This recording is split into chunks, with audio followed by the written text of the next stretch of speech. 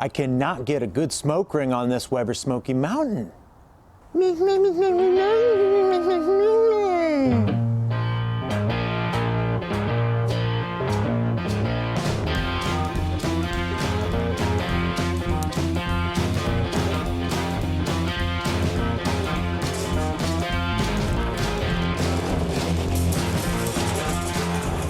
Welcome back to Everett Barbecue. I'm Joe Everett, and today we're gonna put a wicked smoke ring on some baby backs in this here Weber Smokey Mountain. No sa. Okay, for the experiment today, this is all cherry. Definitely cherry, and this will be empty when I pour the hot coals on, but I want a nice track of cherry to my open vents, which are gonna be these two.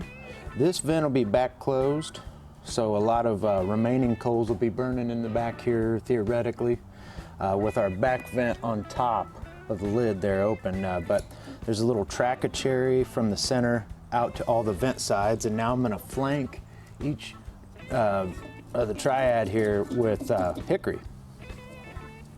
Just a little bit of hickory on the side of this guy, and then this fella here will probably get a lot of air, so we're gonna put some hickory right there. Usually past the months of October into November and December when I'm grilling, I use a combination of briquettes and lump, usually Kingsford and Royal Oak, but just for the purposes of this experiment today, we're going all Kingsford.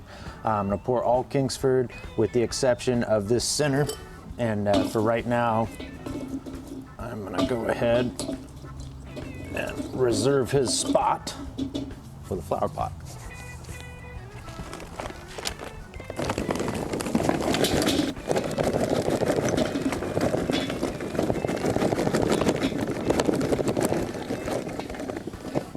Also wanted to point out that I did not put a lot of coals in the starter because I'd like to get this started with a nice slow smoldering burn. Not necessarily to prove a point by any means, but I really would like to see if we could maximize the effect just for experimentation purposes.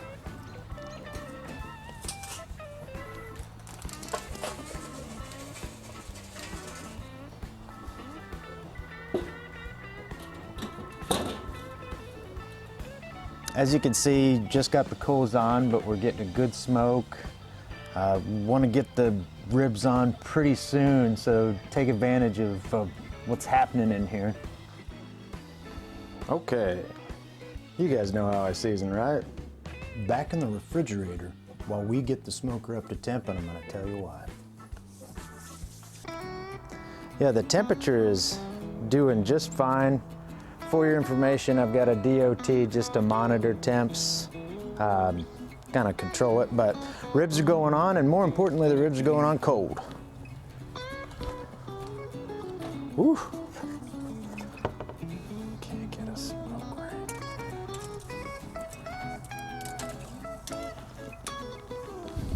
You have to go diagonal here. It just is what it is.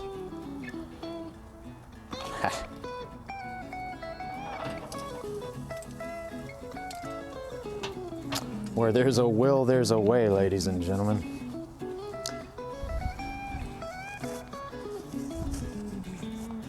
Okay. Deal with the lid back on here. She's still smoking up like a champ. You know, the lid's just gonna hug some ribs, but that's some flavor right there. Get it to a desirable temp and try and get these guys nice and low. Okay, it's been about an hour and a half. Have not lifted the lid yet, just been trying to maintain temps on the, with the differences in the grill grate of the DOT is telling me and then what the lid is telling me. But it's definitely time for a spritz. Standard apple juice, apple cider vinegar, water, 1 part each. Oof, I do not think it needs any spritz on the end there. These loin pieces are certainly drying out.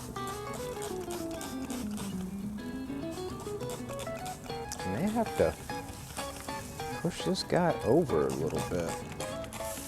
It's pulling up in one area of these guys. Some nice color. Now, just to reiterate, I put the meat on cold and got everything up to temp to where I would want it, just for the smoke ring. It definitely has happened with me on brisket, ribs, particularly pork butt. I don't let anything get up to room temperature. That's a waste of time, particularly a bigger piece of meat. But the ribs, I don't want them sitting in the marinade too long. I don't want them sitting on rub too long. I don't want them sitting out too long at all. I mean, no more than 15 minutes, because I really, on any cooker, I want to put a colder piece of meat, a little closer to the refrigerator temperature than actual outdoor. But hey, to tell you the truth, outdoor is mid-50s right now, so I don't know how much letting it sit outside would hurt it. At any rate, I think that's your maximum effect for a smoke ring. Put a cold piece of meat on your cooker, and that's you're gonna get your best results. Like I said, this is usually about the time I would consider wrapping, but I'm gonna go unwrapped for this batch. We're getting some nice pullback on the meaty side here. Not a windy day at all, so we can spritz from any direction, sir. What?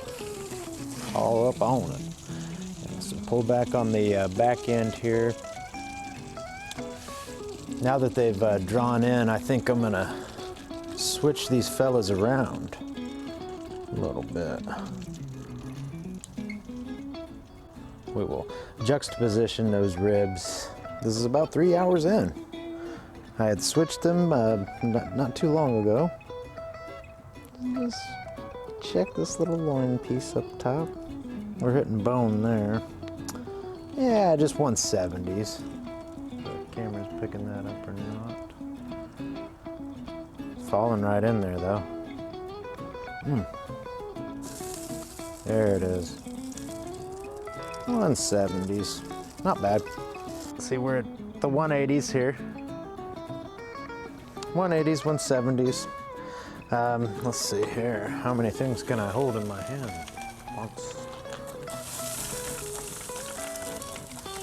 At this point, I really like where the bark's at. These things are gonna be super spicy, so if a little bit of this rub falls off, it's not going to be the worst thing in the world. Okay, just let those swim in it. 3.5 hours is what it has been. Oh boy, those look really nice. Yes, there is a little pool of pork juice and grease developed in the water pan.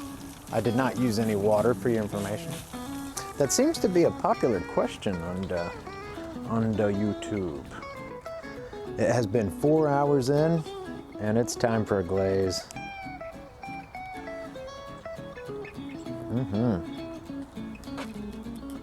I should mention this is Lily's hot smoky barbecue sauce. And I mixed it with a little bit of apple cider vinegar. Oh, who am I kidding? I mixed it with a lot of apple cider vinegar. I love this stuff. All right. Brought my trusty brush. Save some of this sauce that's escaping. Oh boy.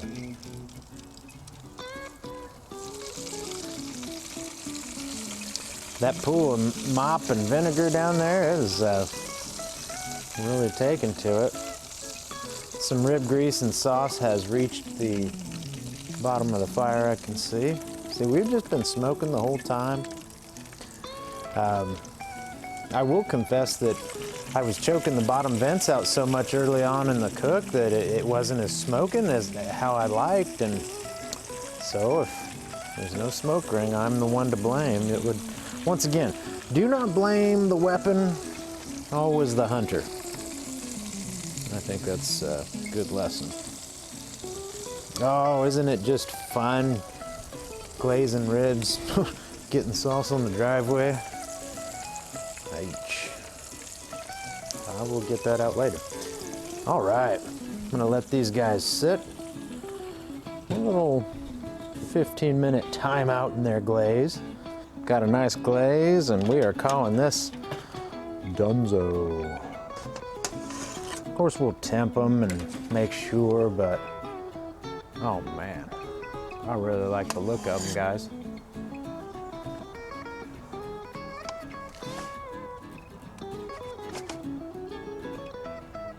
It's been resting for, let's see, 15 minutes. About it. And then there's the back side. I think it's right where I'd like it. It's gonna be spicy ribs. This was the Sticky Piggy Rub that we had.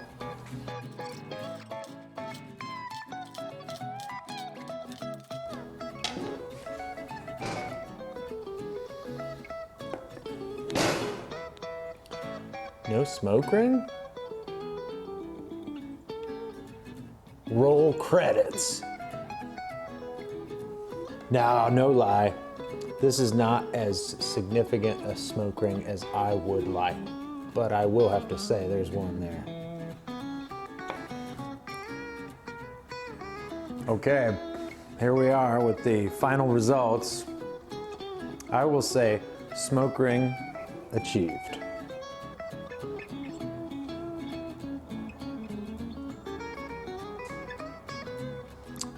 Side.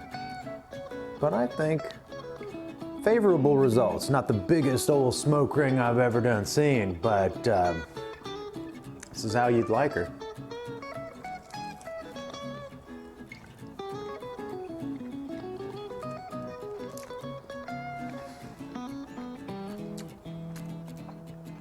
Well, it needs to be said, the unwrapped versus wrapped in foil versus wrapped in paper experiment, it has made me a believer in unwrapped on the right occasions. I kind of like this right here. That's not bad. This says small cut.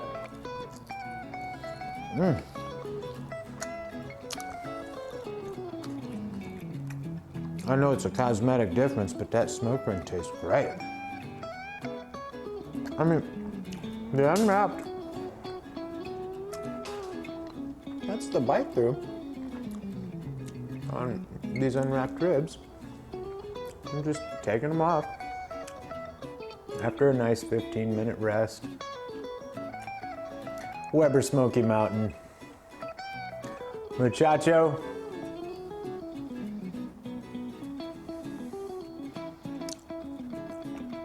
That guy.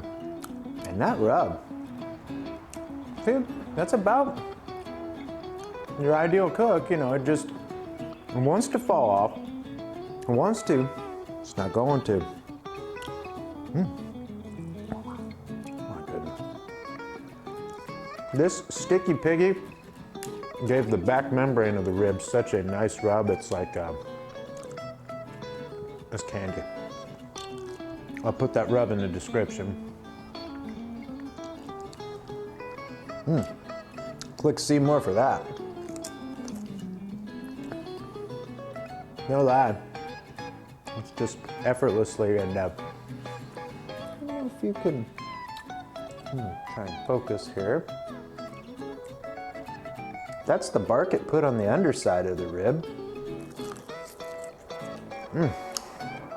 I'm sorry.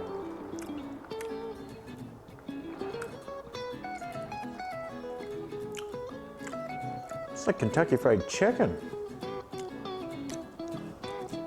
Thanks so much for watching. If you want more barbecue ideas, experiments, general tomfoolery out in this backyard, click subscribe. You can get all the latest videos on my channel. Old Muchacho. Little guy, man. What can you say of such men? It's, they are already feeling tender. God, I love ribs. That's an email about ribs. That's what that was. I feel you. No smoke on?